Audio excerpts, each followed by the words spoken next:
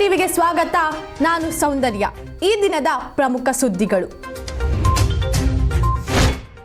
September 9ರಿಂದ ಆರಂಭವಾಗಲಿರುವ Asia cup ಟೂರ್ನಿಗೆ Bharat ತಂಡವನ್ನು ಬಹುತೇಕ ಕೊನೆಯ ಹಂತದಲ್ಲಿ ತಲುಪಿಸಲಾಗಿದೆ.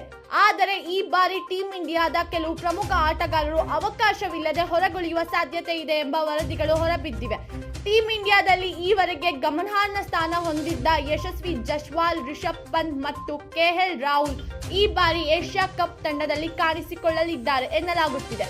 ಜೈಸ್ವಾಲ್ ಅವರು ಬಲಿಷ್ಠ ಆರಂಭಿಕ ಪೈಕಿ ಪರಿಗಣಿಸಲಾಗದೆ ಹೊರಬಿದ್ದಿದ್ದಾರೆ. ಗಾಯದಿಂದ ಸಂಪೂರ್ಣ ಚೇತರಿಸಿದ ರಿಷಬ್ ಪಂತ್ ಅವರು ಪಕ್ಕಕ್ಕಿಟ್ಟಿರುವ ಸಾಧ್ಯತೆ ಇದೆ. ಅವರ ಸ್ಥಾನಕ್ಕೆ ಸಂಜು ಸ್ಯಾಮ್ಸನ್ ವಿಕೆಟ್ ಕೀಪರ್ ಆಗಿ ತೆರಳಲಿದ್ದಾರೆ. ಇನ್ನೊಂದೆಡೆಗೆ ಕೆಎಲ್ ರಾಹುಲ್ ಕೂಡ ಬ್ಯಾಟಿಂಗ್ ಕ್ರಮಾಂಕದಲ್ಲಿ ಪ್ರಬಲ ಸ್ಪರ್ಧೆ ಇರುವ ಹಿನ್ನೆಲೆಯಲ್ಲಿ ಆಯ್ಕೆಗೊಳ್ಳದೆ ಇರುವ ಸಾಧ್ಯತೆ ಇದೆ. ಪಂತ್ ಹೊರಗೊಳ್ಳುವ ಪರಿಸ್ಥಿತಿಯಲ್ಲಿ ಧ್ರುವ್ ಜುರೇಲ್ ಅಥವಾ ಜತೇಶ್ ಶರ್ಮಾ ರಿಸರ್ವ್ ವಿಕೆಟ್ ಕೀಪರ್ ಆಗಿ ಆಯ್ಕೆಯಾಗಿರಬಹುದು. ಇದರಿಂದಾಗಿ ಈ ಬಾರಿಯ ಏಷ್ಯಾ ಕಪ್ನಲ್ಲಿ ಭಾರತ ಪರ ಯುವ ಆಟಗಾರರು ಹಾಗೂ ಹೊಸ ಮುಖಗಳನ್ನು ಕೂಡ ತಂಡ ಕಣಕ್ಕಿಳಿಯುವ ನಿರೀಕ್ಷೆ ಮೂಡಿದೆ.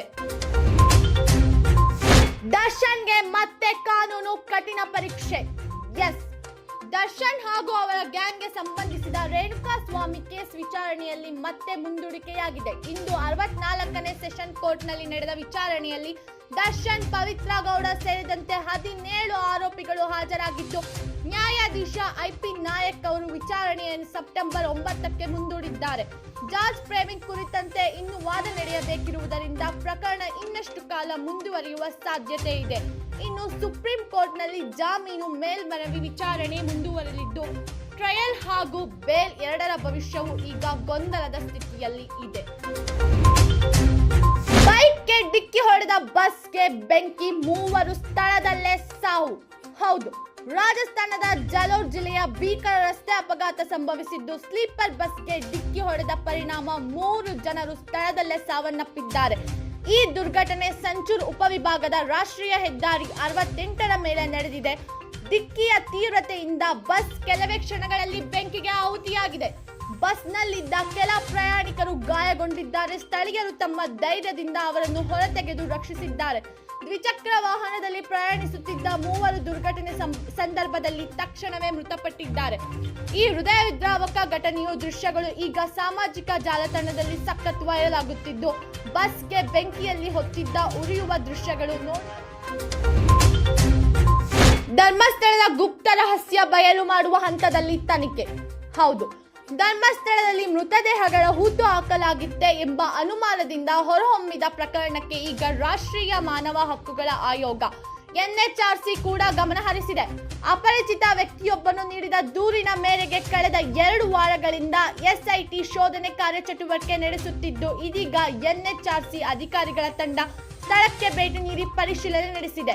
ಈ ತಂಡದಲ್ಲಿ ಐಪಿಎಸ್ ಅಧಿಕಾರಿ ಯುವರಾಜ್ ನೇತೃತ್ವದಲ್ಲಿ 4 ಇದ್ದರು.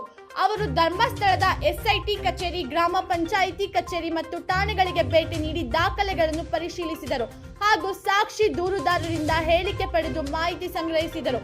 ಅಧೀನದಲ್ಲಿ ಇತ್ತೀಚೆಗೆ ದಶಕಗಳಲ್ಲಿ ವರದಿಯಾದ ಅಸಹಜ ಸಾವು ಪ್ರಕರಣಗಳ ಬಗ್ಗೆ ಠಾಣೆಯ ದಾಖಲೆಗಳನ್ನು ಪರಿಶೀಲಿಸಲಾಗಿದೆ. ಹೆಚ್ಚಿನ ಮಾಹಿತಿ ಪಡೆಯಲು ಆಯೋಗದ ಕೆಲವು ಸದಸ್ಯರು ಗ್ರಾಮ ಪಂಚಾಯಿತಿ ಕಚೇರಿಗೆ ಹೋಗಿ ಗುರುತು ಪತ್ತೆಯಾಗದ ಶವಗಳ ವಿಲೇವಾರಿ ಕುರಿತ ದಾಖಲೆಗಳನ್ನು ಪರಿಶೀಲಿಸಿದರು. ಈ ಕಾರ್ಯಗಳಿಗೆ ಬಳಸಲಾಗಿದ್ದ ಕಾರ್ಮಿಕರ ಮಾಹಿತಿ ಸಹ ಪಡೆದಿದ್ದಾರೆ. ಕೆಲವರು ಮನೆಗಳಿಗೆ ಭೇಟಿ ನೀಡಿ ಅವರು ಹೇಳಿಕೆಗಳನ್ನು ದಾಖಲಿಸಿಕೊಂಡಿದ್ದಾರೆ. ಈ ಮಧ್ಯೆ ಬಾಹುಬಲಿ ಬೆಟ್ಟದ ಬಳಿ ನಡೆದ ಶೋಧ ಕಾರ್ಯ ಸ್ಥಳಕ್ಕೂ ಅಧಿಕಾರಿಗಳು ಭೇಟಿ ನೀಡಿ ಪರಿಶೀಲನೆ ನಡೆಸಿದ್ದಾರೆ. ಸುಷ್ಮಿತಾ ಗೌಡ ತಾಯಿಯಾಗಲಿದ್ದಾರೆ. ಸೀಮಂತ ಸಂಭ್ರಮದ ಫೋಟೋ ಸಖತ್ ವೈರಲ್. ಎಸ್, ಲವ್ ಮಾಕ್ಟೇಲ್ 2 ಸಿನಿಮಾದ ಮೂಲಕ ಕನ್ನಡ ಚಿತ್ರರಂಗಕ್ಕೆ ಪಾದಾರ್ಪಣೆ ಮಾಡಿದ ನಟಿ ಸುಷ್ಮಿತಾ ಗೌಡ ಅವರ ಮೊದಲ ಮಗುವಿನ ನಿರೀಕ್ಷೆಯಲ್ಲಿದ್ದು, ಈ ಹಿನ್ನೆಲೆಯಲ್ಲಿ ಅವರ ಮನೆಯಲ್ಲಿ ಸೀಮಂತ ಸಂಭ್ರಮಕ್ಕೆ ಸಾಕ್ಷಿಯಾಗಿದೆ. ಜಂಕಿ ಪಾತ್ರದ ಮೂಲಕ ಖ್ಯಾತಿ ಪಡೆದ ಈ ನಟಿ ಸಾಂಪ್ರದಾಯಿಕ ಶೈಲಿಯಲ್ಲಿ ಅದ್ದೂರಿಯಾಗಿ ಸೀಮಂತ ಶಾಸ್ತ್ರ ನೆರವೇರಿಸಲಾಗಿದೆ. ಈ ಹಿನ್ನೆಲೆಯಲ್ಲಿ ಸುಷ್ಮಿತಾ ಗೌಡ ತಮ್ಮ ಗರ್ಭಿಣಿಯ ತಾಯಿತನವನ್ನು ತನ್ನ ಪತಿ ಅಶ್ವಿನ್ ಜೊತೆ ಯಕ್ಷಗಾನ ಥೀಮ್ನಲ್ಲಿ ಕ್ರಿಯೇಟಿವ್ ಆಂಧ್ರದಲ್ಲಿ ಘೋಷಿಸಿದ್ದರು. 2022ರಲ್ಲಿ ಇಬ್ಬರು ವೈವಾಹಿಕ ಜೀವನಕ್ಕೆ ಕಾಲಿಟ್ಟಿದ್ದು, ಕೆಲ ವರ್ಷ ವಿದೇಶದಲ್ಲಿ ನೆಲೆಸಿದ್ದರು. ನಂತರ ಈಗ ಬೆಂಗಳೂರಿನಲ್ಲಿ ವಾಸವಿದ್ದಾರೆ. ಸದ್ಯ ಸಿನಿಮಾಗಳಿಂದ ದೂರವಿರುವ ಸುಷ್ಮಿತಾ ಸೋಷಿಯಲ್ ಮೀಡಿಯಾದಲ್ಲಿ ಸಖತ್ ಆಕ್ಟಿವ್ ಆಗಿ ಕಂಟೆಂಟ್ ಕ್ರಿಯೇಷನ್ ನಲ್ಲಿ ತೊಡಗಿಸಿಕೊಂಡಿದ್ದಾರೆ. ಇತ್ತೀಚೆಗಷ್ಟೇ ನಡೆದ ಸೀಮಂತ ಕಾರ್ಯಕ್ರಮದಲ್ಲಿ ಕೆಂಪು ಬಣ್ಣದ ಸೀರೆಯಲ್ಲಿ ನಟಿ ಮಿಂಚಿದ್ದು ಅವರ ಫೋಟೋಗಳು ಸಾಮಾಜಿಕ ಜಾಲತಾಣಗಳಲ್ಲಿ ಸಖತ್ ವೈರಲ್ ಆಗಿದೆ. ಇದಾಗಿತ್ತು ಇವತ್ತಿನ ಪ್ರಮುಖ ಸುದ್ದಿಗಳು. ಹೆಚ್ಚಿನ ಸುದ್ದಿಗಳಿಗಾಗಿ ನೋಡ್ತಾ ಇರಿ ಕರುನಾಡು ಟಿವಿ. ನಮಸ್ಕಾರ.